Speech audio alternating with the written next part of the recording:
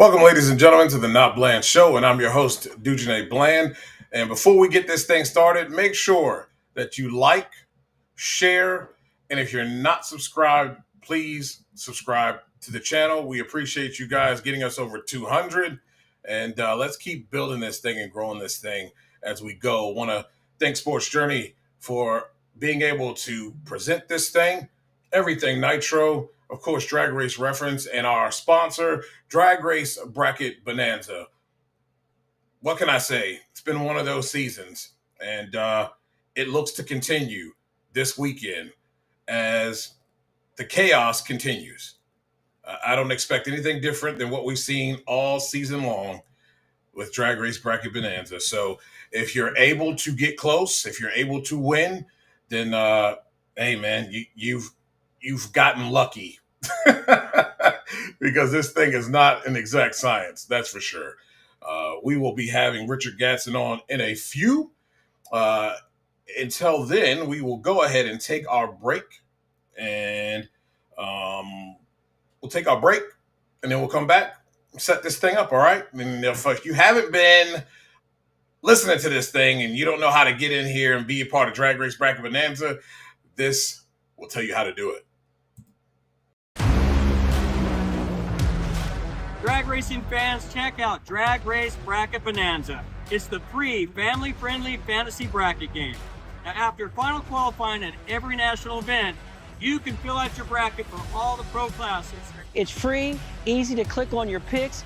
If you need some help, just hit the randomizer button to fill in the blanks. It's for fun, stay engaged, and pick your winners today.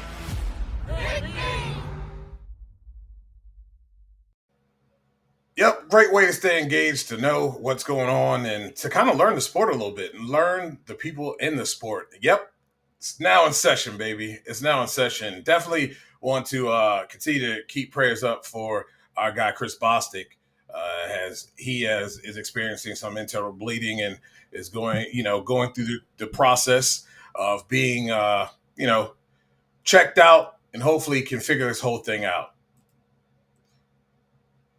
What's up, Mac 1320? How you doing? Good afternoon.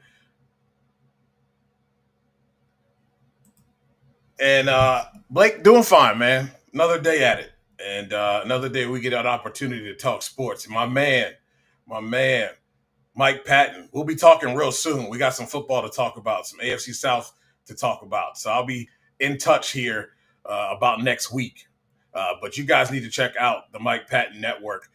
He does excellent work for the AFC South, does a lot of cool things talking about women in sports, women in business, really, really informative things that Mike Patton is doing. So please support my guy there. Does an excellent job. Excellent job. He says, watching while I catch a flight to Cleveland. That's what's up, man. The guy puts in some major work. Talk about living the dream. He's not only living it, he's making it a reality. And at the same time, he's pushing me too. So it is a pleasure to watch my man Mike Patton work. Well, we are going to, we're going to have on right now. And after we show you how Richard Gadson got his win here at the last race. They will not be at this one. They will be at Indy. But we're going to go ahead and take a look at that. And after we watch how he accomplished that win, we'll be talking with Richard Gadson.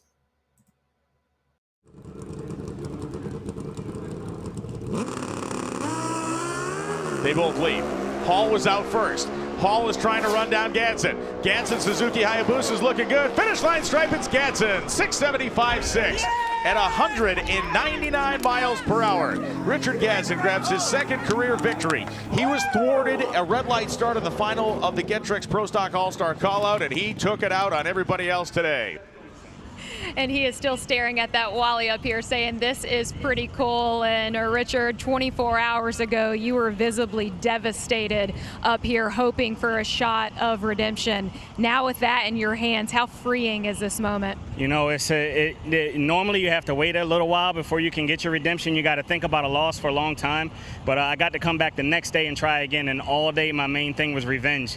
I made a joke. I said, I wish that was Matt instead of John, but I run into him sooner or later. You know what? They won the battle yesterday, but Vance and Hines, Revzilla, Motul, we won the war. I'm really happy about this. Do this for my team. I feel like I had a strong bike all weekend. We just couldn't find it today. I had the best bike on Friday and Saturday, and Andrew and Eddie, once they put their heads together, Gage, once we all kind of came up with a game plan, I went up there knowing I had the motorcycle to win this race. Congratulations. Thank you, guys. Let's see here. What's up? What's up, my man? How's it going? What's going on, big dog? How you doing, man? I'm doing fine. How are you? I'm good, man. So I'm actually out here at the baseball field. What's the name of it? What's the name of the field? Victory Field. Doing a promotional for NHRA for the U.S. Nationals for the Big Go. I thought it'd be That's what's pretty up. cool to actually video with you while I'm doing this, just to show some of the things we do behind the scenes to bring exposure to our sport. Excuse me That's if it awesome. picks you off in the elevator. 1 second. But All right.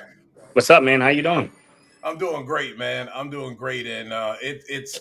I told you, once you got the first one, this other stuff is going to come a lot easier. You were on the threshold of you should have 3, in my opinion. But you know what? It is what it is. You got the second one, and the bike was on a rail all day long, especially in qualifying. Absolutely impressive stuff between you and my guy Eddie putting that thing together. Yes, sir. I mean, dude, to be honest with you, I thought that I should have 3 too. I thought that, what race was that? That was Norwalk. Norwalk. Yeah, Norwalk. That one kind of got away from me, slipped through the cracks. But to be honest with you, man, I can't complain. I've been to 4 out of the last 5 finals. Since Gainesville, from Charlotte on, I've earned 611 points. Gage has earned 612.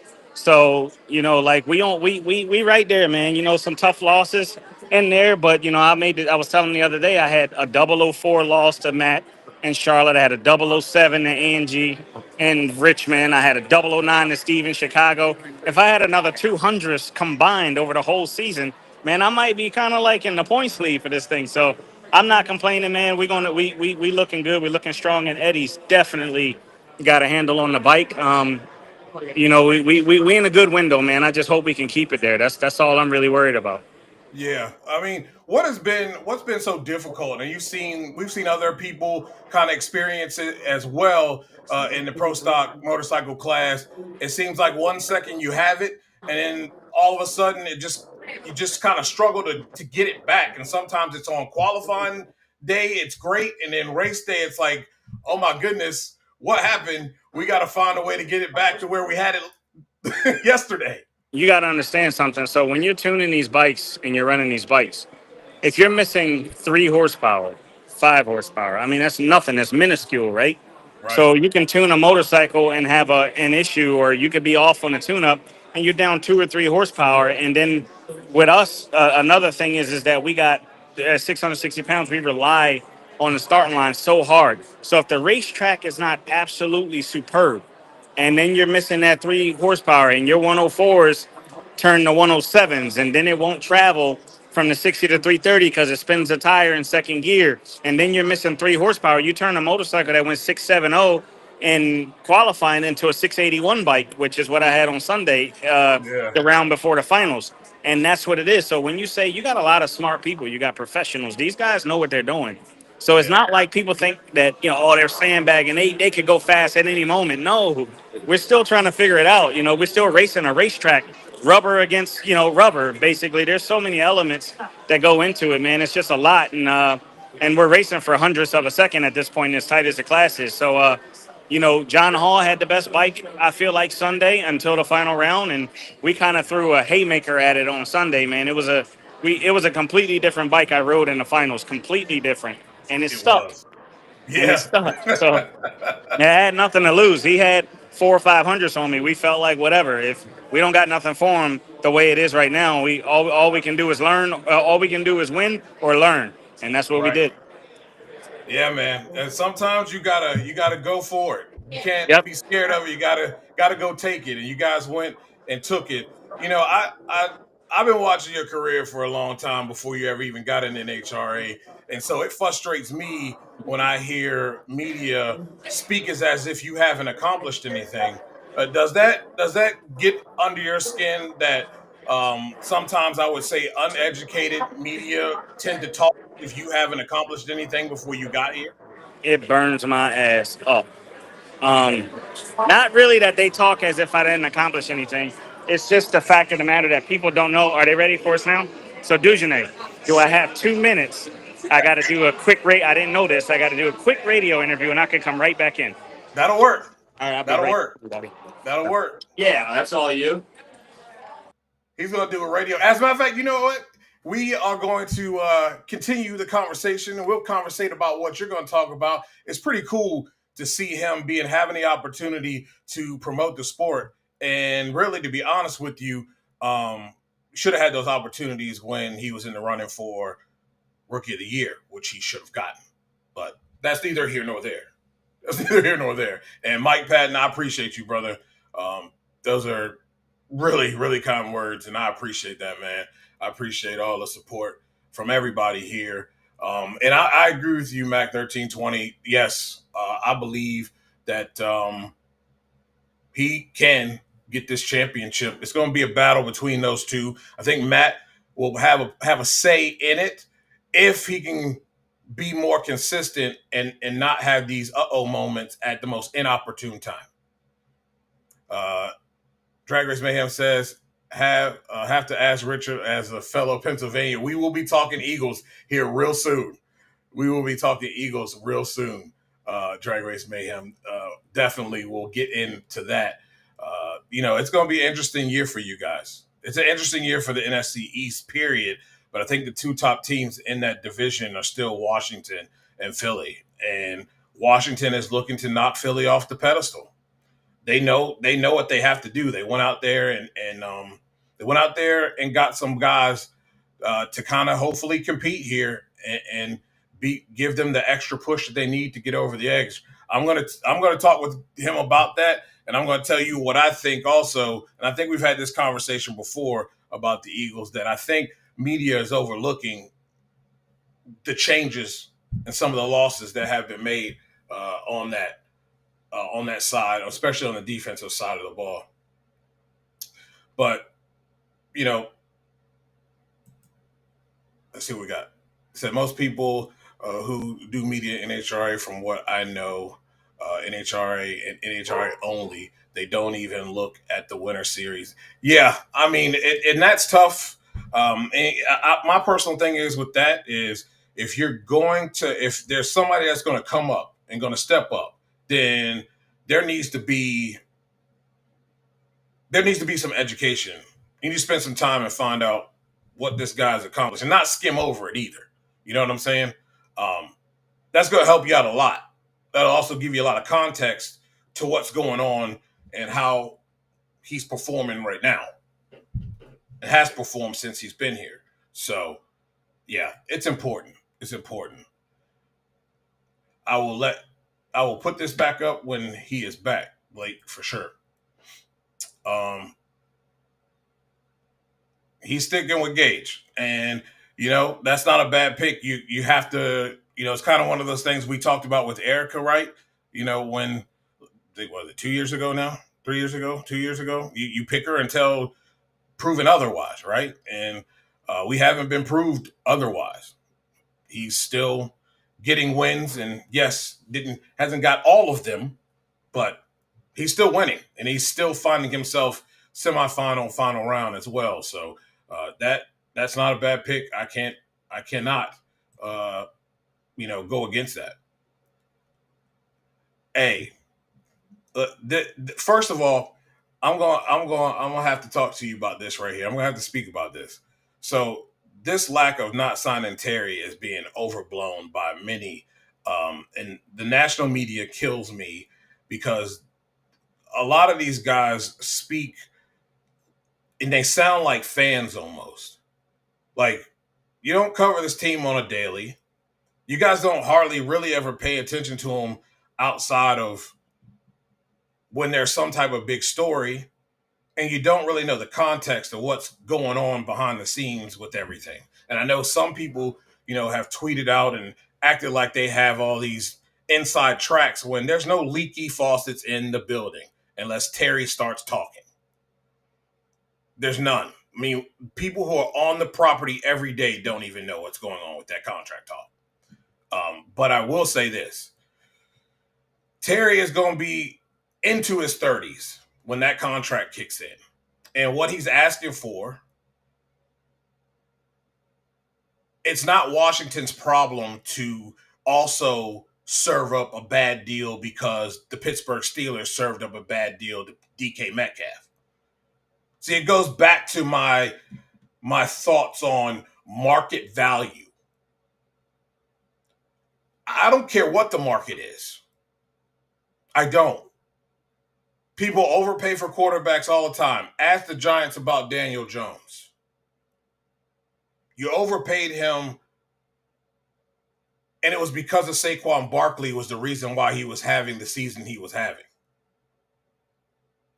But you paid him because the market dictated. No, somebody's got to stand up and say, no, we're going to pay you not only according to we're going to pay you what according to your performance, but also we have to do what's best for the team, and we're going to meet somewhere in the middle. We're not going to just draw up a bad deal just because some other team did this and you feel like you deserve 30 or 33 or 30 more 3 or plus million a year. Just doesn't work. That's not good business. And this is all part of the process. The trade request is the last card he can pull. And in reality, he has no cards. You're under contract for this year, first off. Second of all, these guys don't care about what you did under piss poor management since you've been here. They don't care about that at all. They know what they saw last year. They also know what age you are. And if you look at the spectrum of wide receivers who are even somewhere in the ballpark or just like him, it's $28 million a year. That's the going rate. I believe Mike Evans is even making 20-some million a year, not 30. Now, obviously, given the age, but I mean, you could say Terry is Mike Evans. Stays on the field more than Mike Evans. But there's no reason for teams to draw up bad deals for the sake of drawing up bad deals because some other team management was stupid and overpaid for a receiver or overpaid for a quarterback or overpaid for a defensive end. And I don't mind anything that Washington is doing in that regard. It's what's good for the Commanders long term, not trying to pacify a player. And people are talking about, well, the locker room and the young guys are seeing that. Yeah, they are. But they're also seeing Terry throw a hissy fit and a temper tantrum because he's not getting what he wants, because he's listening to an agent who's never even negotiated a contract this big. Go look it up. He's a Temu agent. And you're listening to this guy because he wants to strike a big deal. Bad advice ends up having you look stupid. And to me, I'm all for players getting paid, but I think he is looking real stupid right now. Real stupid. Mac 1320 says, gosh, I love Erica. Big fan. It is physically hurt to not pick her to win drag race bracket bonanza this season. And we've got Richard back. So first of all, man, I want to apologize to you that they got thrown in there on me at the end. I didn't know that we had to do that. So I would have enough respect for you that I wouldn't do that to you. But I apologize, buddy. I'm back. No big deal. No big deal, man. That's part of Yes, sir. representing the NHRA, man. That's good stuff. Trying to wear multi hats right now, but I'm back for you, man. So yeah, back to your question. I wanted to answer that one, so I'll pick back up there. Yeah. Um, it doesn't actually um, bother me that the media doesn't say I've done anything. That doesn't they don't know what they don't know, and I think they do give me that credit. What more so would get me is when people are trying to figure out why I haven't won more or why I haven't been in the winner's circle before now, most of the time it gets attributed to mistakes. And that's the part that because you can't defend yourself against everybody, right? Right. And that's not really the case. That hasn't been the whole story, Last year, I feel like we found a lot this offseason to make sure that my motorcycle was fast. And none of this is intentional for you conspiracy theorists out there who think that I get held back or anything. That's not the case. It's just a fact of the matter that your intentions are to leave the shop, I'm sorry, with motorcycles that run all the same, except they're motorcycles, and you got to send them down the racetracks. Yeah. And sometimes your intentions and what the time slip print out don't match. And that was really the case, man. We really fought hard last year, me and Eddie, and from St. Louis on, we just couldn't figure that motorcycle out. And this year, man, that was like one of our main focal points this off season, and that's something I thank the boys probably too much about, man. Just like, man, thank you for caring enough to keep finding, keep searching, to put me in the position to have that kind of season I'm having right now, and engage as well. We're 1-2 in points right now. And then we got a rental program when Braden Davis comes on board. He's qualified no worse than first. Yeah. He's The rental qualified bike no looking worse strong. than first. So so that just is a testament to the kind of team we have, what we try to put out there on our deals, and it took us learning it as well. I think at first we did think it was just me, and then as we started to learn things, we're like, hey, this might not be the case. Maybe we got something going on with this motorcycle, and those boys flipped that whole bike upside down to find me the performance I have right now. Yeah, I knew they would. There's a good group of guys there. You got some of the best in the business that are masterminds. Doing their little thing in the lab. It's a matter of time before the bike would come around. It is very scary that a rental bike, which I'm not going to have him say it. I'm just going to say some certain people said that the rental bike was being handicapped. I'm just saying. Well, Right. let me address that a little bit real quick. When we built that motorcycle, its very first run down the racetrack was Gainesville Q1 with LE on it. Very first run. So we didn't really find the mojo with that bike before LE decided not to continue the rest of the year. And then we got Gino on it, and Gino did a good job. But you got to understand, this is a man who hasn't ridden a pro stock motorcycle in, I can't remember how many years it was, almost 20, or it might have been 20. And he was also 197 pounds suited. So it's really hard when you have somebody that top heavy on the motorcycle to try to make it do what me and Gage does. So what people judged our rental program by was A, a motorcycle in its first 10, 15 passes, and B, a motorcycle with almost a 200-pound rider on it after that. And in Pomona last year, one of those sessions, Gino was third quickest of the rounds at 200 pounds. Yeah. So, it's a lot of things that you got to take in consideration and factor in before you can really say some of the things that they say. But at the end of the day, I guess they only look at the number that's put on the board, and that was the assumption they drawn. And actually, the motorcycle I'm on right now is that bike. The bike that's our rental bike right now is the bike I rode last year. So what we do now is we've gotten them so good now that you can really just come to the race and the riders can play eeny, meeny, miny, mo, pick which one you want to ride, swap the wheelie bar panels, and go out there and qualify number one or win the race. That's impressive. That Yep. is impressive. So what you're saying is me at cool 228, close to 230, it take a little bit more to get the bike going early to get the numbers that y'all running. Yeah, dude, man. I don't know if we can do much for you there, buddy. I don't know if we can do much for you, brother. We certainly try, though. If you want to come out there and do it, man, we'll give you our best shot. Yeah, I get it, man. That's it's a lot to try to get that bike to move with a lot of weight on it for sure. So lighter the better. Yes, sir. Yes, sir. For sure. It's more so, at 660 pounds, it's not as critical as it used to be. Thank God Yeah, it's a little quieter for you now. At 660 pounds, it's not as critical as it used to be a tiny rider because we have so much weight on the motorcycle. We're not even talking about strategically placing anything anymore. We just yeah, want to get it on the bike. But, hopefully we won't be 660 pounds forever. And then it'll matter a little bit more. yeah, most definitely. I want to ask you. We've seen low bike counts.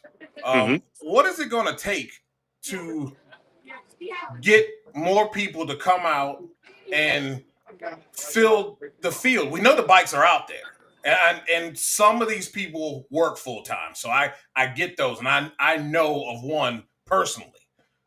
But what is it going to take to get more people to come into this class and compete? Man, that's a loaded question. And I think it's a couple things. One right now to win in our class right now, the what it takes to win in our class right now is really hard.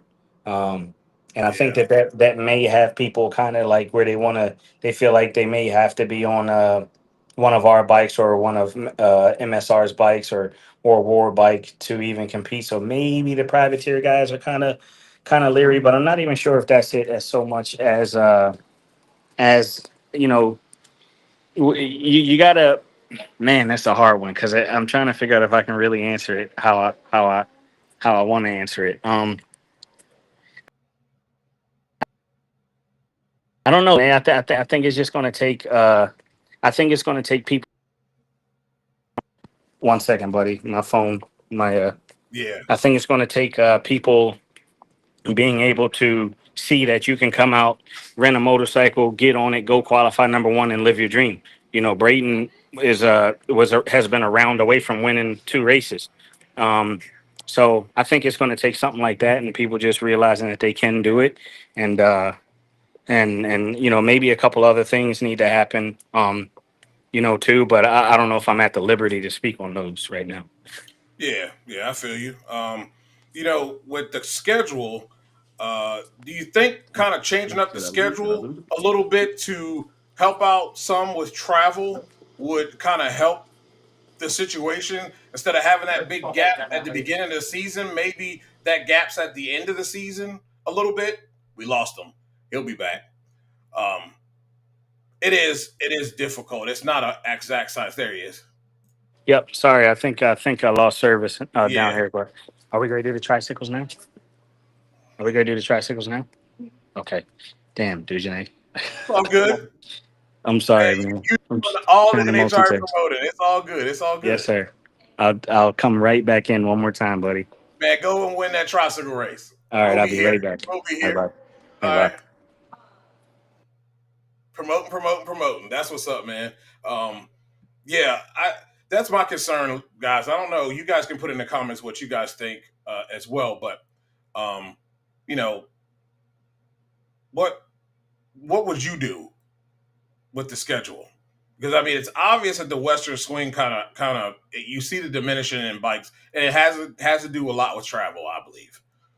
Most, especially you see some of your East Coast riders not not going out that far for those races.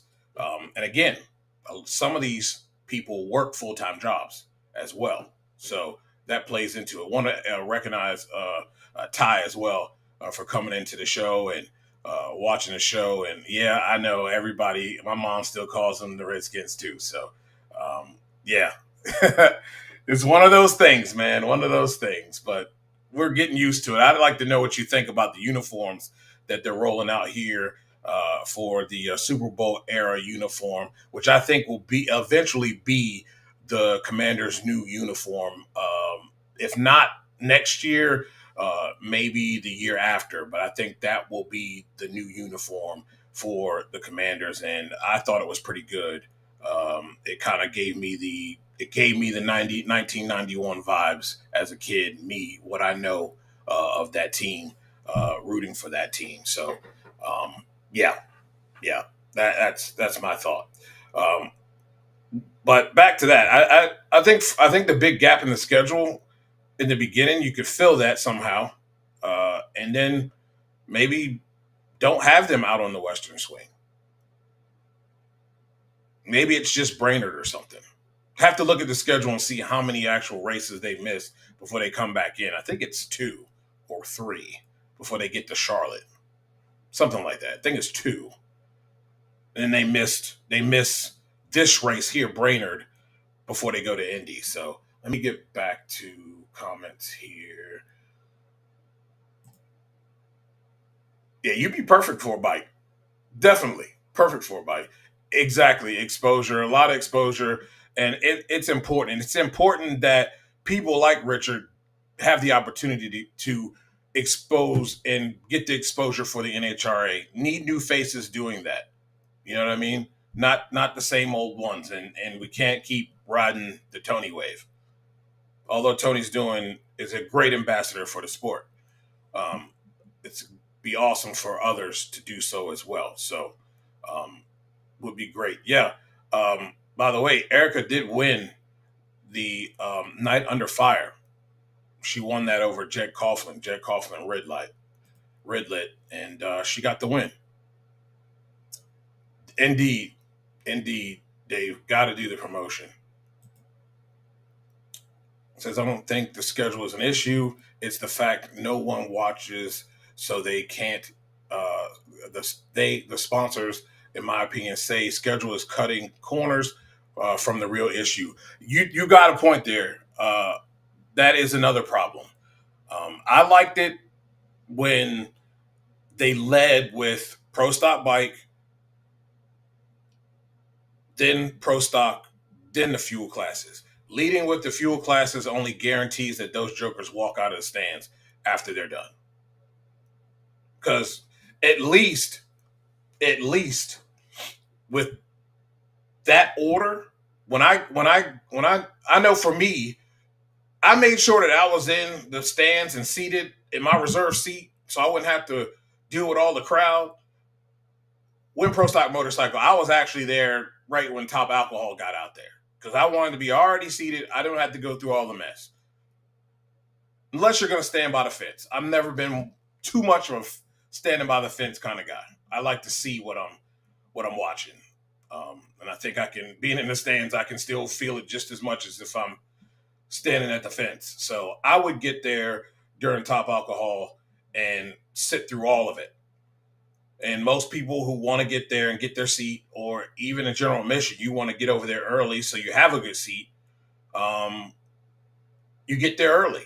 And most of the time you're going to see the bikes, you're going to see Pro Stock. So you're already running it backwards. You can guarantee right after the last funny car goes down,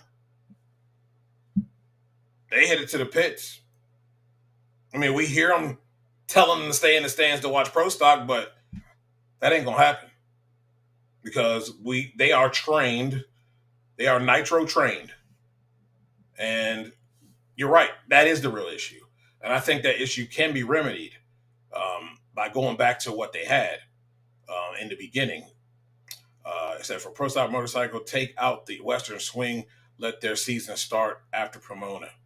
Yeah, I think a change in going out west definitely helps keep the count up. You don't end up out there with 8 bikes. Because at the end of the day, if the counts are going to be low, then you just need to have an 8-bike field. And I know that hurts some other people, but that just is what it is, right? And if you go to an 8-bike field, and see, there's another catch-22 to that. So that it sounds like it solves a problem, but then it's like, does it discourage people from ever even coming out, knowing you got 4 MSR bikes, you got at least 2, possibly 3 Vance and Hahn bikes. So that's 7 spots already. You're fighting for 1. So maybe that's not the best idea. Yeah. Long time, man. Long time. Exactly. That's the whole thing. If they reverse this thing, Mac 1320, you don't have to sit up here and yell at people about, hey, you're missing out on good action because they'll already be there. Drag Race Mayhem says it's the same for fuel classes. That's just NHRA's biggest issue in general. Yeah, it's not as bad for fuel classes, though. Not as bad. Ty says since 1995, when Carolina got a team, went to Clemson and watched their first game at Panther for life, brother. Yeah. It's the Carolina Stadium is very it's a very cool stadium. It's all concrete, but it's very cozy. Like I feel like everybody's on top of the field. Place can be loud too, man. Love the booth, by the way. It was in a great spot. Great to see the football game. This was during the Kirk Cousins era. Cam was still playing. They did not win that game, I don't believe. He is back, ladies and gentlemen. Did you win? We actually didn't do it yet. They're not doing it to the bottom of the fourth inning, so we still got 3 more outs to go. So I figured, I said, you know what? Let me call my boy back and jump back in here, man. And multitasking at its finest, man. We're trying to promote our sport. We're gonna get through this though, bud. Yeah, for sure. Yep. So I'm gonna get into it. NFC East, interesting division. The Eagles. You're an Eagles fan. We got Drag Race Mayhem in here, who's also an Eagles fan. From my perspective, I'm a little bit concerned. I will say this: very surprised at what Kellen Moore was able to do, but a lot of it has to do with Saquon Barkley and the success that he had. Really shows that as long as he has a running game, he can draw up and scheme up some things. He's gone. You have a few of your big-time defensive contributors leave. We ready? Oh, of course they would be ready. Oh my God, you got to be kidding me! It's all good. Can I just pause my camera? Yeah, go ahead. All right, hold on, because it's only like a short sprint. Hold on one second. Yeah. I'll be right back. I'm just pause my camera. That'll work. So I'm going to continue with that while we wait for him to get back. But so they lose a couple key defensive players. And my concern is for this football team is that I don't think people are the stock on the contributors on defense is being taken into notion. I have not been able to see who they picked up. If Drag Race Mayhem, if you would put that in the comments about who they picked up from Raiders, but Nick Sirianni is not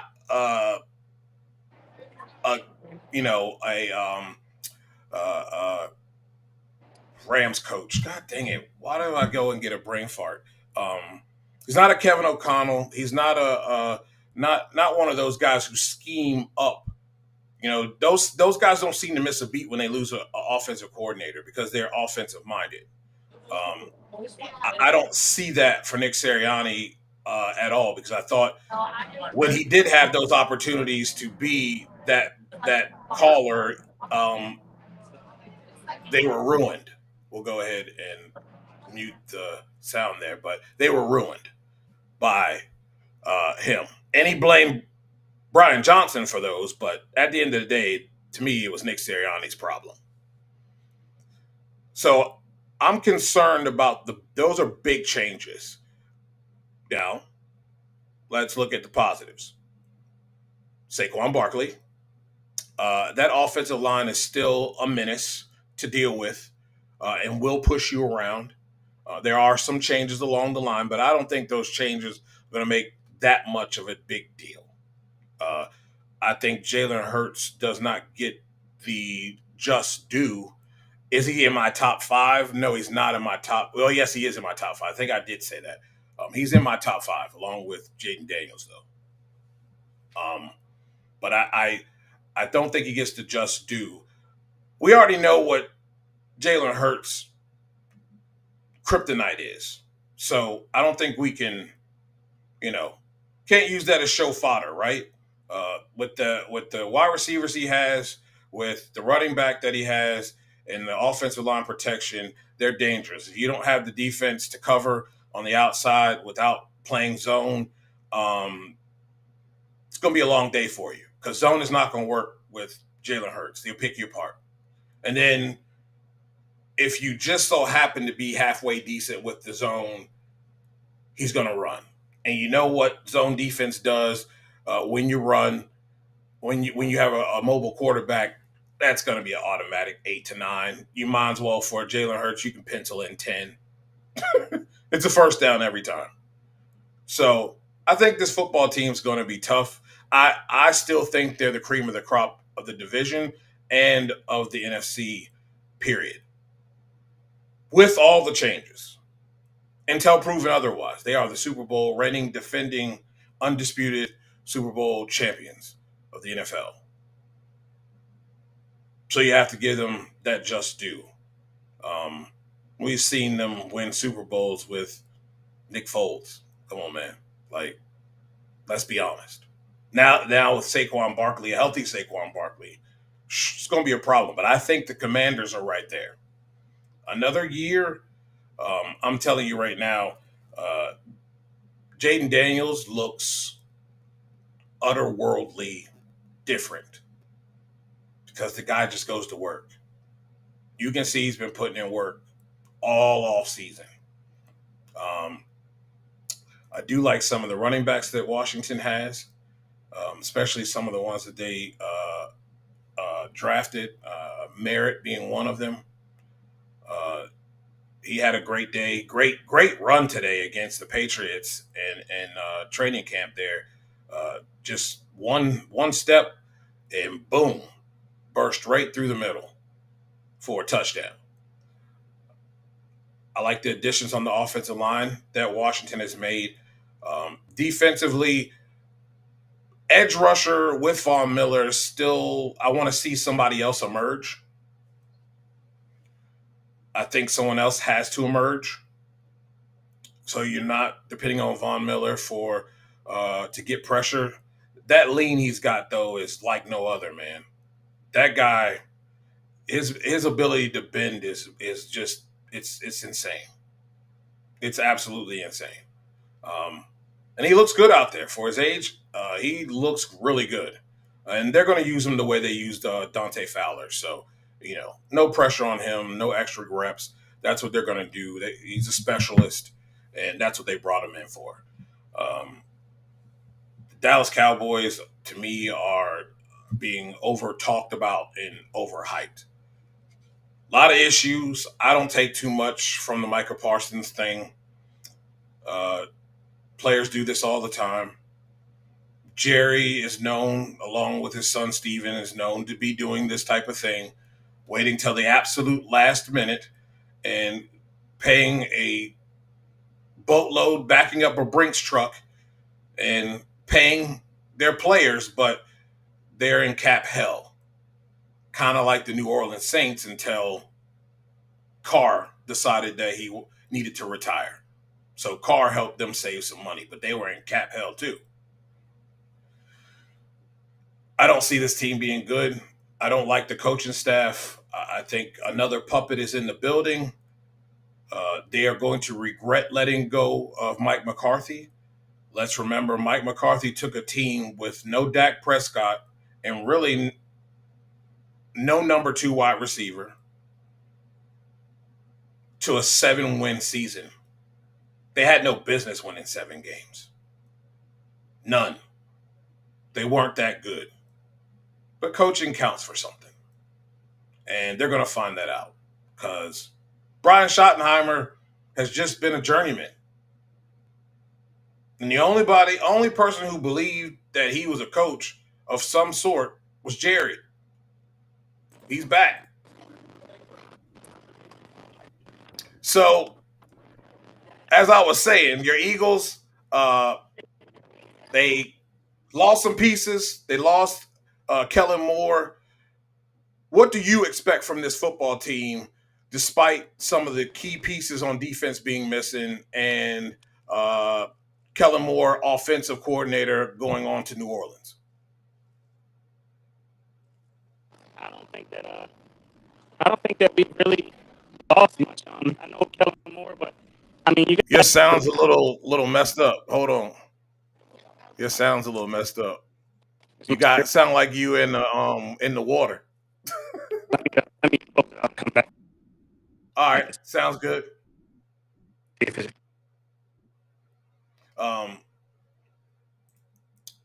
NFC East is going to be interesting, but I think it's two teams, and I'm going to get to your Panthers also because I'm very intrigued by the Panthers. The improvements made at the end of last season are noticed, and I think you got a guy at quarterback that's figured it out. They've also helped him a little bit, and they've got some pieces through the draft, building young in that division. I'm going to tell you, I think it's the Falcons. It's the Falcons and the Buccaneers, and really it's the Buccaneers division to lose. I think they're the best team in that division. But I think if there's going to be a team that rises up from the ashes, it's the Carolina Panthers. They pretty much have all the pieces that they need to be successful, and we saw that last year. They've added some guys at wide receiver, and they've added some pieces to help protect, some defensive pieces as well.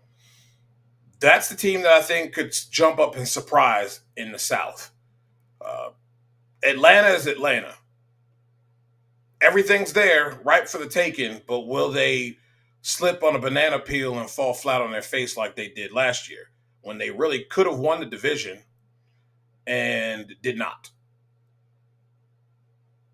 So that will be an interesting division, and the Panthers will be an interesting watch in the South for sure.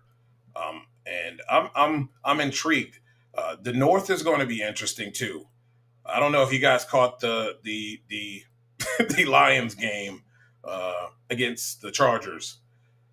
I'm not saying it's time to hit the panic button or anything, but I am saying you are going to realize how good Ben Johnson and Aaron Glenn were for this football team.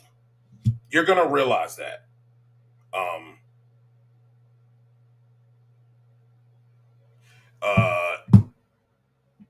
You're going to realize that big time because that's a lot. That's a lot of brain trust. That's a lot of knowledge. That's a lot being removed, and you just don't just replace that.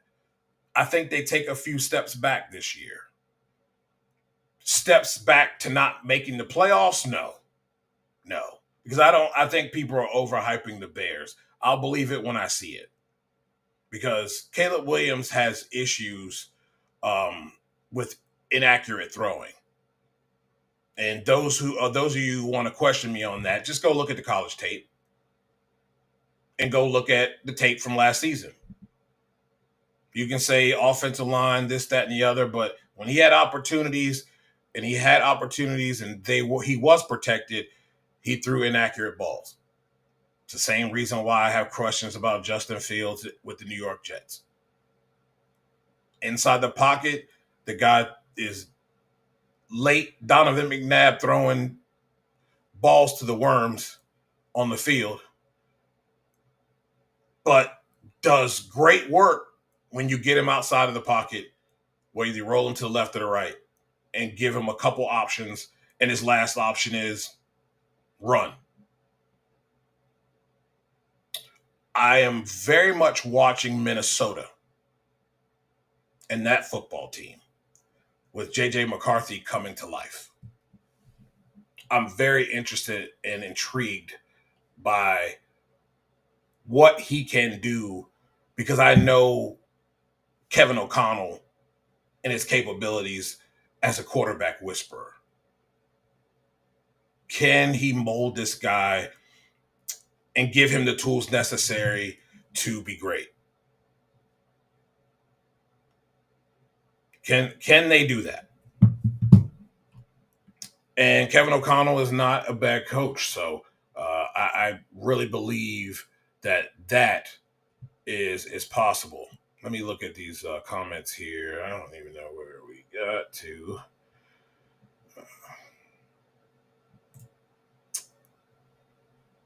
Darius Mayhem says the exposure right now doesn't justify the cost. So either you cut cost or you increase exposure. More exposure, more sponsors.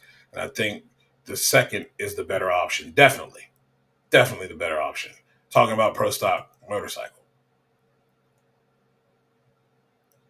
That would be fun, but I ain't got enough guts. I'm going to tell you that right now to be on two wheels going at 200 miles an hour. I'm going to tell you that right now. I do not have the guts at all. None.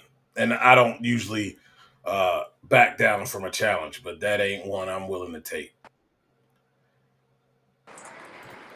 We are now uninterrupted. I got full service bars, no elevators, no more interviews. I want to talk my Eagles and drag racing. I got you 100% now, buddy. So what you think about these losses, and does that affect this football team in any way? I mean, I think it'll have some effects, but I don't think it'll be as what people make it out to be. I know Kellen Moore was our OC, but I don't think that those boys. It all centered around Saquon Barkley and our offensive line, and those two things are still there. Yep. You know what I mean? I think that we know the foundation of what got us to the wins, what got us winning games. I don't think they forgot that. So I don't know. I'm not an NFL player, so I don't know if like the offensive coordinator, if those guys don't know what to do now and now they like lost. I don't know, but they elevated somebody up that was within our system that worked under Kellen. So I think we're good on that, man. But really, if Saquon Barkley's in the backfield and Jalen Hurts as a double threat to run the football, the defenses don't know what to do.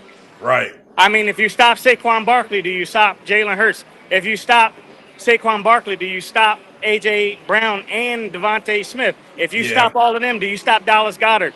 Like, if we get to 3rd and 1, do you stop the tush push? If we get to 4th, if you stop it 3rd and 1, and we get to 4th and 1, do you stop it again? I don't know what they're going to do with it. But you got to keep them in 3rd and 5 or longer. Yeah, that's exactly right. Because really, the tush push is good for 2 or 3 yards, to be honest. Exactly. So I was just saying that while you were gone. I still think that the Eagles are the cream of the crop, despite the movement. I do have a concern, although promoting somebody from within keeps the system there, and it's just basically can he make the right calls as a coordinator at the right time. But I think it's the Eagles, the cream of the crop of the NFC, and you have to give them that because of like what you said, offensive line is still there. Jalen Hurts doesn't get the respect that he deserves, but this whole top 10 quarterback thing has been a crazy debate I've been watching all week, and I'm running to my phone charger just so you know. But it's been a crazy debate, and I don't think it matters, man. You know, when they say top 10 quarterback, are you talking about how he throws the football? Because if you're talking, he's got legs. So how he doesn't throw the football if he's got legs underneath him, what do you say to that? I really don't know. And he puts us in positions to win. And I think that doesn't get his just due. Yeah, I when I saw that some people had Justin Herbert in the top 10, and I'm just trying to figure out why. That was wild. What has he done? That was wild. You got Jalen Hurts 11 or 12? Yeah. This man done won more than one Super Bowl. That was wild. That was wild. Justin Herbert, I said the disrespect. They're going off of passing yards, man. Like, and I don't think that's fair. You know what I mean? No, that's not fair. This dude got the 2 Super Bowls. Oh, we lost him. He'll be back. Yeah, I don't think it's fair at all. Let's see here. Ty was saying that, as you all know, the Carolinas started Pro Mod back in the late 80s. Top Sportsman, quick 8 races. Ed Hoover, Charlie Carpenter, some history here. Right, even Rob Vandergriff. History, baby. Let's see.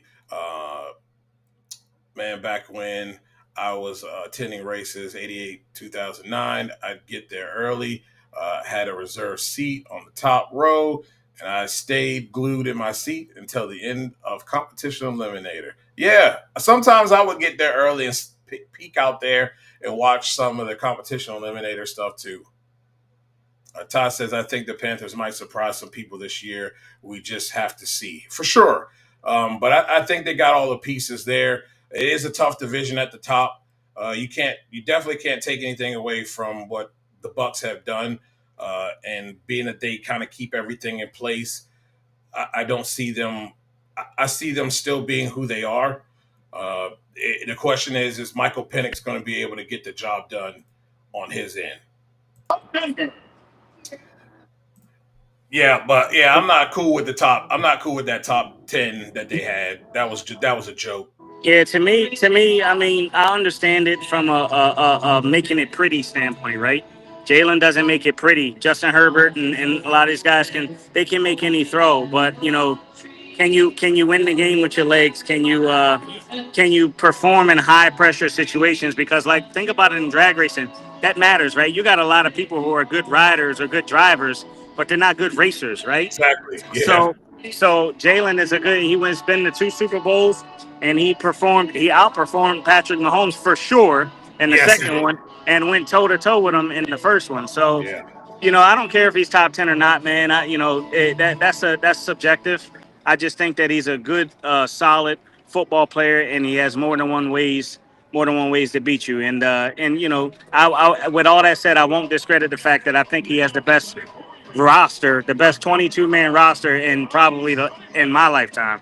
I don't know if Yeah. I've ever seen as well-rounded of a team as what Philly is right now. Yeah. Howie Roseman's done an excellent job of really kind of keeping talent around, and they've done an excellent job drafting.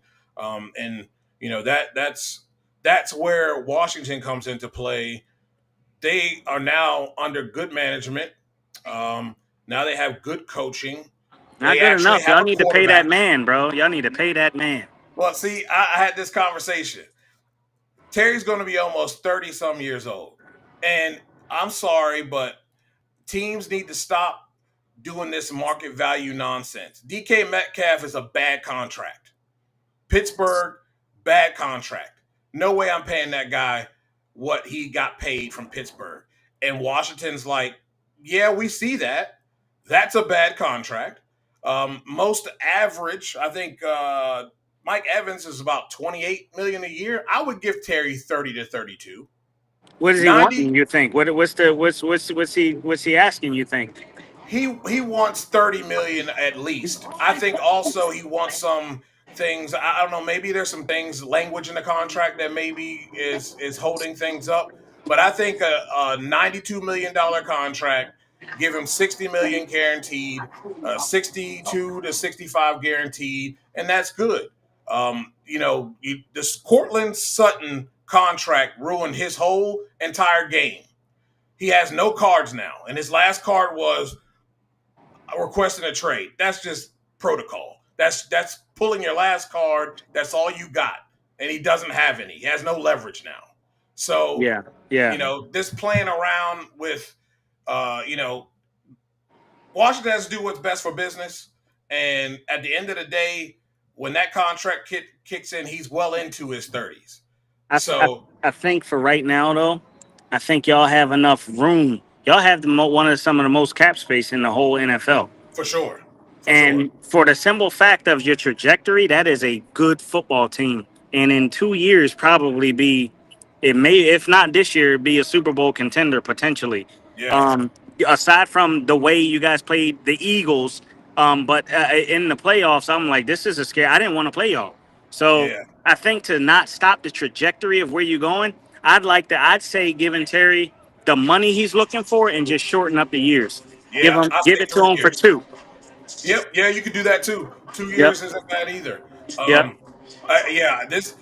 Washington has to get past the Eagles. Period. That's the bottom line. They Yeah. are the standard, and they went out and got some pieces draft wise and free agency to try to do just that. So we'll see. but you got to keep the Eagles out of it's. It's 3rd and 5 or longer. You get any closer than that, and the tush push is going to get you a first down. So, For sure, but y'all give Terry. I mean, y'all give if you get the version of Debo, not even his best, not even the best right. version of Debo.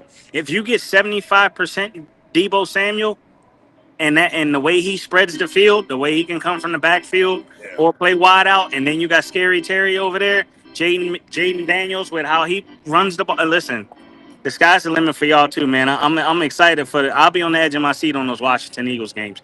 Yeah, for sure. And Jalen Lane is no joke, man. That Yeah, guy's out there balling right now. yeah, So for sure, you get those 3 guys out there, it could be dangerous. Looking absolutely. at Detroit, they lose 2 excellent coordinators to coaches. Do you see them taking a step back this year?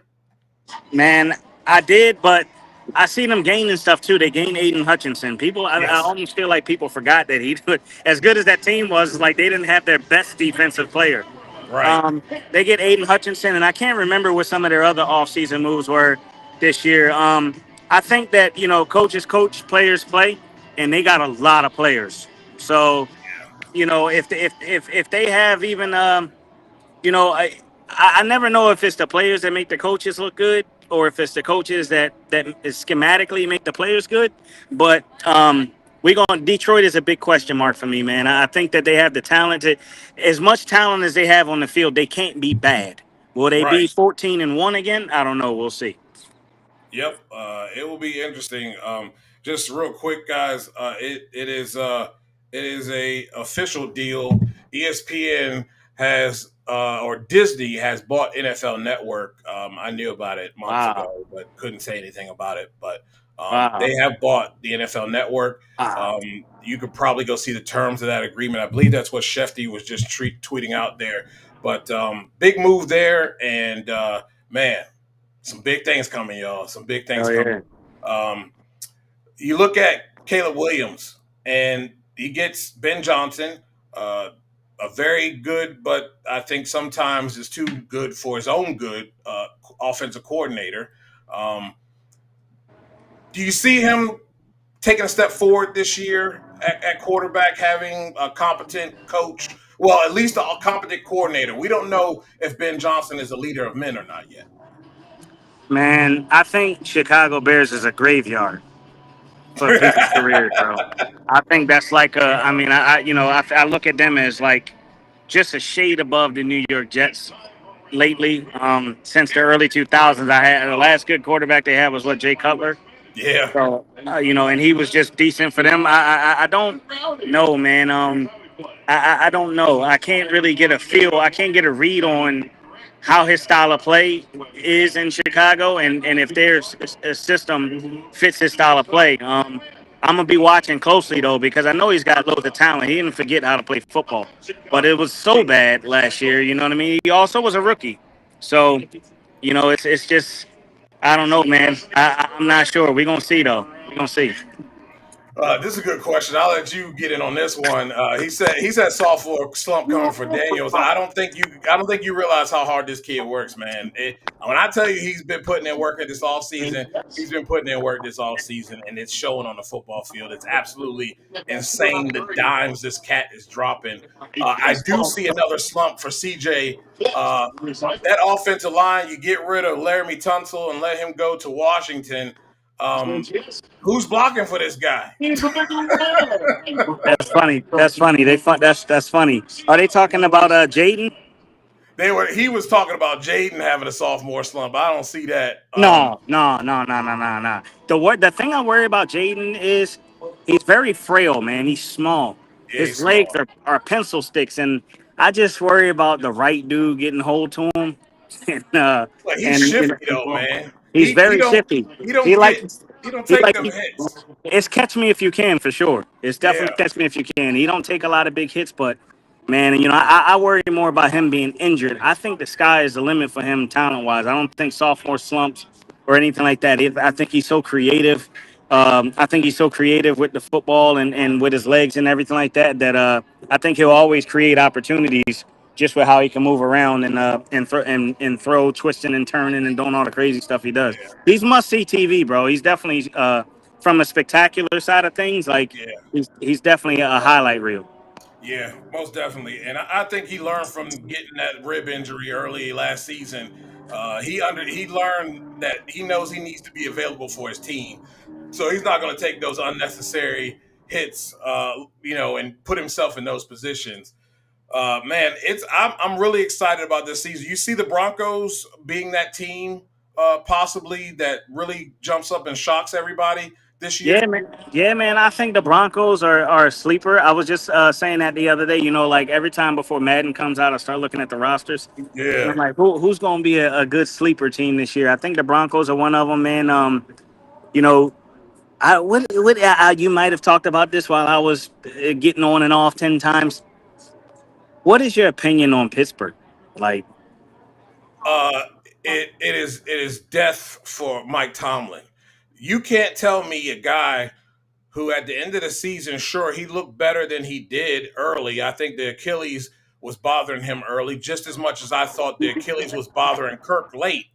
But they have no receivers other than DK. So who are you throwing to? They have no running game. So he went from the Jets, no run game, no offensive line, and no number 2 wide receiver, to Pittsburgh, 1 wide receiver, no new number 2 wide receiver, or iffy offensive line, and no running game. So what do you think you're going to get out of Aaron Rodgers? A bunch of dink and dunk because he can't get the ball down the field because he has no time. Aaron Rodgers can't get out of the way of his own shadow. They'll probably still win 8 games because Mike Tomlin is known to win at least 8 games. and they good for a solid defense. They Yes. good for that. So outside of that, it's another 500 season, a non-losing season, and they go home first round. And they got a huge contract with DK to move forward. Yeah. Yeah, I got you, man. Ignorant. I I feel think you. it was a bad move. They waited, but see, this is what happened. You wait around on the man. Y'all had opportunities. Me personally, I would have rather taken a chance on Kirk Cousins than. Listen, I'm a Kirk Cousins fan. I don't care what nobody says. I think that's a solid quarterback. That's a good quarterback. He can throw the football. I think if he has good pieces around him, he can win you some football games, man. I've always been a Kirk Cousins fan. Ever since he played for y'all did him kind of dirty. But I They thought he did. was the best quarterback y'all have had until Jaden Daniels got there. You know what his problem was, though?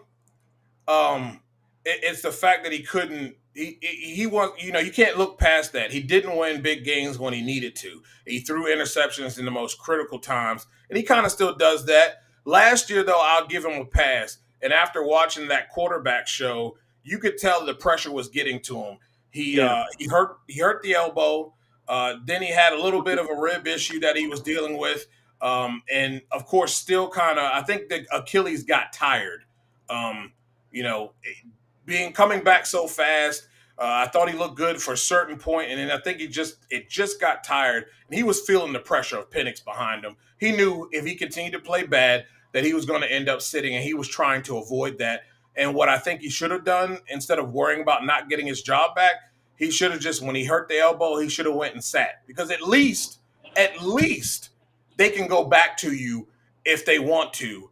And they could literally go back to you, but now that you were pulled and they put the young man in, there is no going back from that now. Did anybody pick him up this year? I don't know if I've noticed that. He is still under contract with the Atlanta Falcons with that big contract and the number 2 quarterback. What I think is going to happen is you're going to see a trade when somebody desperately needs a quarterback. Needs a quarterback. Yeah, you're probably right, man. But I mean, when you said about him throwing picks in big moments, man, so did Brett Favre. You know what I mean? So did Jay Cutler. I think when you that gunslinger, man, it's like it's win or throw a pick, and that's their style of play. Some people love it, some people don't. Or they put up 400 yards.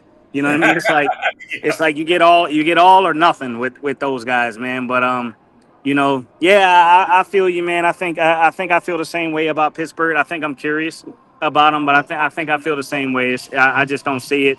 And this will be Aaron's last year. DJ, this will be the end, the graveyard of his career. They picked up Darius Slay on the other side of the ball. He's 34 years old at cornerback.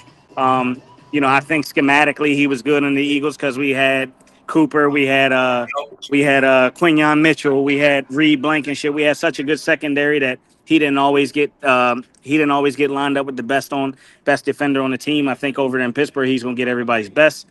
Yeah, I don't know what's going on over there, man, but we're gonna see. Yep. My last question for you, and I'll let you get out of here, man. Shador Sanders has now been named the starter for this game. I feel like he's the best quarterback in the room. I thought the Browns, I don't understand taking 2 quarterbacks in a draft. Gabriel was not a quarterback that you draft where you drafted him. You don't have the luxury of throwing away picks when you're the Cleveland Browns and your record is ASS. So what are your thoughts on Shador, and do you see him being, at the end of the day, when it's all said and done, the number 1 quarterback for the Cleveland Browns? You know what, man? First of all, let me start by the draft. That is the most confusing thing that I've ever witnessed in my life. Me I too. don't know why that happened. I don't know if anybody's ever explained it in a manner that makes it make sense for me. And how he went as low as he did. But anyway, he got drafted with him being 4th string and all the things that you see in the media. I don't know. I'm not at their training camp, but what I can say is that as cocky or whatever they say he is, he's a very humble, grateful, appreciative. He feels like he's good. He's confident, but he's a very humble, appreciative person. I look at him as a hard worker. I think that what I see in him right now is a lot of hunger. I see a lot of me in it, and I think he feels like he's got something to prove. He's got a little chip on his shoulder, and he's just gonna put it in God's hands, bro. So, I see him being definitely the. I don't know how he's not 1st string over there right now. For sure, 2nd string. For sure, 2nd string. But I think that he's going to work his way up there, and I think he's going to play big and end up the starting quarterback over there in Cleveland, and turn the franchise around, and put fans in the stands, and get people watching Cleveland Browns games. I think all of the above is going to happen with Shador Sanders being in Cleveland. And Cleveland fans, y'all should thank him, because ain't nobody watching no Browns games right now. You got that right. That's for sure. That's right. For sure. Man, enjoy the game. Enjoy promoting this great sport we call NHRA Championship Drag Racing. And before I go, yeah. First of all, I got 2 things I want to say. One, what'd you think of my aura farming dance at the end of that win? That was dope. That was dope. Appreciate it. Dope. Second thing is, I wanted to apologize to all you guys on here, man. You guys have been super awesome. Just sitting here waiting on me to get back in here and listen to stuff. Dujane, I want to apologize to you and thank you for having me, brother. And I'll make it up to you on the next one, bro. I'm gonna get another win. I'm gonna try to win the U.S. Nationals. You ain't gonna have no choice but to get me back in. You know it. That's what I was getting ready to say. Go out there and win that U.S. Nationals, baby. Yes, sir. That's the plan. I appreciate y'all. Thank y'all for having me. Appreciate you too, brother. All right, Talk guys. to you soon. Richard Gadson, everybody. Thanks for hanging in there. Guys promoting the sport, and it's a good thing, man. Good thing. We are going to go ahead, take a quick break, and I'm going to give you the rundown on what we got coming in Brainerd real quick before we get out of here. And I'll give you my picks too while we're at it. All right. And we'll be doing that right after the break.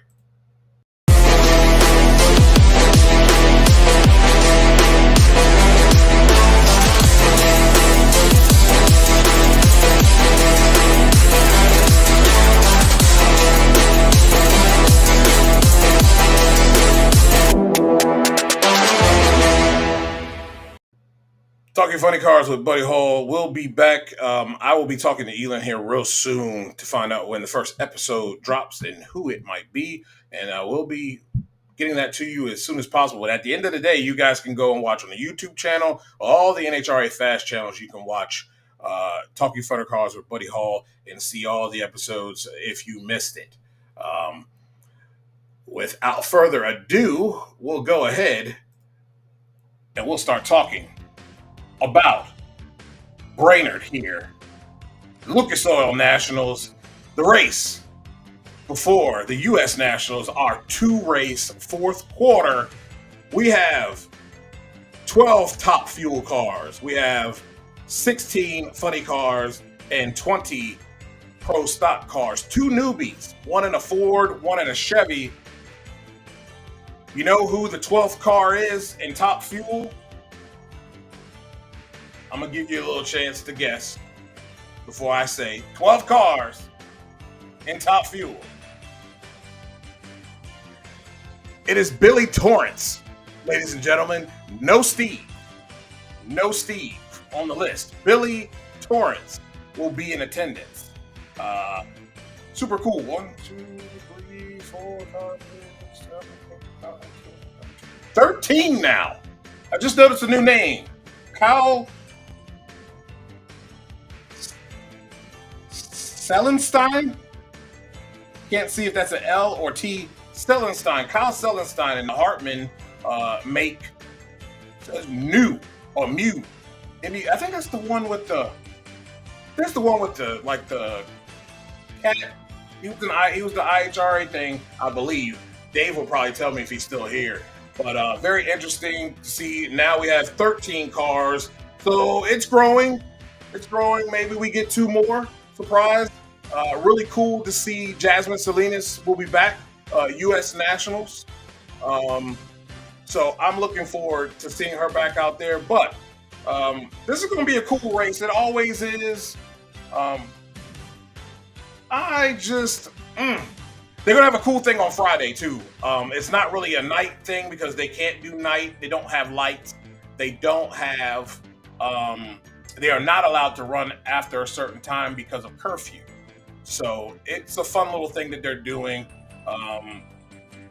on Friday night. And it's supposed to be announced here, I would think, within the next couple of days. We should see that. We look at our standings here, and I will start in top fuel. Sean Langdon's leading this thing by 48 on Tony Stewart. Justin Ashley and Doug Coletta, Antron Brown at 5. Brittany's got to, that's a T. Sattenstein. I'm going to go with Brittany here in top fuel. I think it's just got to be a matter of time, right? I understand. I know what some people are going to say. She's going to have to get off the line a little bit quicker. I just think at the end of the day, I think she would have been there. That car was out in front until it just decided to go quiet. That car's running insanely good. So I do believe that she can get a W. And I hope that's the case because, hey, man, she needs to get a W and get a W quickly to kind of get this ball rolling as it is already rolling. So we'll see. We'll see. We'll go to funny car, and I just think it's Austin Proc's race to win. He's been dominant, and he's kind of got that swagger back now. They felt a little bit disrespected, and think that people forgot about him. And I think they're going to come out and really try to put hammer to nail and drive this thing home for the regular season. We already know it's pretty much sealed for him, not officially, but we know that he's going to win this regular season championship. But I think they're going to try to absolutely embarrass the field up through the U.S. Nationals and show some dominance going into the playoffs. In pro stock, we see Elite has found a way to come back. Now, as much as we talk about them coming back, we have to take a look at the conditions that they were in. If it is hot, I want to see if they are truly back when the warm weather returns.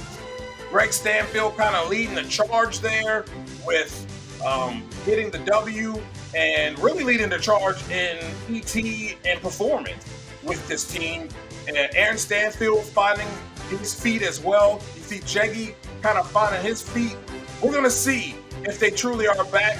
I'm going to go with a Greg Anderson win. Redemption. It's going to be KB, and we're going to see Greg Anderson get the W here right before the U.S. Nationals. We have no pro stock motorcycles, so it is what it is. We'll see them at the U.S. Nationals, but those are my picks. Mac1320 says she's got Austin Proc giving forgot about Dre vibes. I'm here for it. Exactly. He really is giving those vibes out for sure.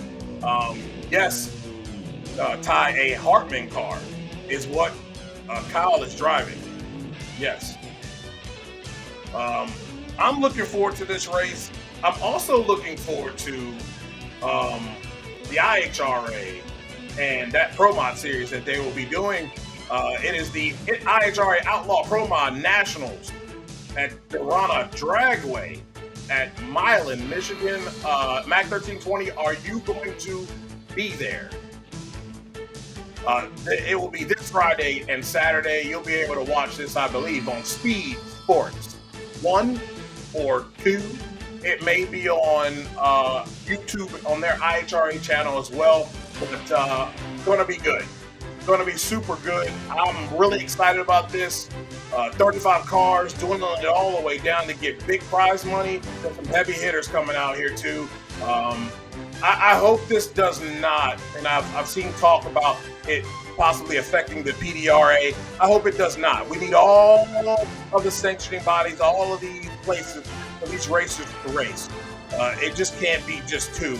We need everyone to be alive and well and giving these racers a place to race and get some prize money, win, and compete. So really looking forward to this whole thing and what they got going on here in the IHRA.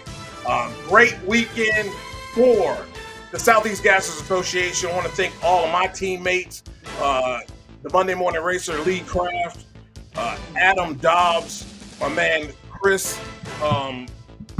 We all just pitched in with that live stream. Those of you who watched it, appreciate you guys for watching the show right there at Brainerd Motorsports Park in Ringgold, Georgia. What an event. Glad the weather and the Mother Nature allowed us to get that in. It was a fun event, and there will be another one here, August 22nd, 23rd, Jackson Dragway. It's going to be fun. The Hub City Hullabaloo. It's going to be a good one, guys. If you can get there, please do. It's a fun time, man. Great racing, great side-by-side racing. They usually will test and tune on Friday, and they race on Saturday. And when I tell you they race on Saturday, they ain't messing around. We got through the program pretty quickly, and it was over by like 5. We started a little bit earlier at 12, normally at 1 o'clock. Tried to beat the weather, potential rain there, and it was over. We were in the winter circles and having winter circle interviews at 5. So they don't mess around, man. They don't mess around. And don't forget, of course, there you go right there. It's a 64 car field. Excuse me. 64 cars. Dude, that's a marathon. That's a marathon. Absolutely insane with those fields. And I am just absolutely just wowed by the people who are showing up for this thing. It will force PDRA to step up. And you know what? That's a good thing. Pressure busts pipes, or it either makes diamonds. And we need everyone to step up, from PDRA to NHRA. Everybody needs to step up. And when everyone steps up, it only creates a better product for the fan. And that's the goal. Because when you can wow the fan, when you can create intrigue from the fan, boy, folks start showing up in droves. People start paying attention. It gets people talking. That's only good for the sport. It's only good for the sport. Yeah, Ty. $125,000. Yeah. That's some money, man. That's some money. And it's going to be a battle. You can bet on that. It's going to be a battle. It's going to be cool when we have Maddie, potentially Angel, Jasmine. There is no timetable really on Jasmine as far as the length. I don't think they specified yet. I didn't see that. But we do know they will be at the U.S. Nationals. So that's going to be fun. Good stuff as well. And Sarge is running from U.S. Nationals onward. So he's gonna be a problem. he's going to be a problem because Rick Ware puts money where his mouth is and does what he's got to do for his teams so that they can be winners. Well, ladies and gentlemen, thanks for hanging in. We went over by 30 minutes, but that's okay. We had a great conversation, and I appreciate you hanging in there with Richard as he was promoting the sport. And it is cool to see him out there being able to promote the sport and grow it. That's important, and everyone needs to get on board with trying to do that. I want to thank everybody for their comments. I know I didn't get to a lot of you throughout, but I appreciate you guys commenting. Love the conversation going on between you guys in the chat. And again, like, subscribe, and share this show with your friends, family, those who like football, those who like drag racing. We're going to have more football shows and looking to debut another show as well, where we just kind of talk about some hot takes and some topics just in any sport. Looking to have some product to drop, some Not Bland Show product, hoodies, shirts. There's one more thing, but I forgot. But we're going to have some product here real soon for you guys to be able to buy. I'm really looking forward to it. It helps out a really good friend who has a really good business, and the product will be quality. And I'm looking forward to show you guys a sample as soon as I get it. All right. Well, ladies and gentlemen, come over to the Power Hour. It'll be me and Dave W. We'll be talking to Greg Stanfield, Josh Hart, and Will Smith. So it's going to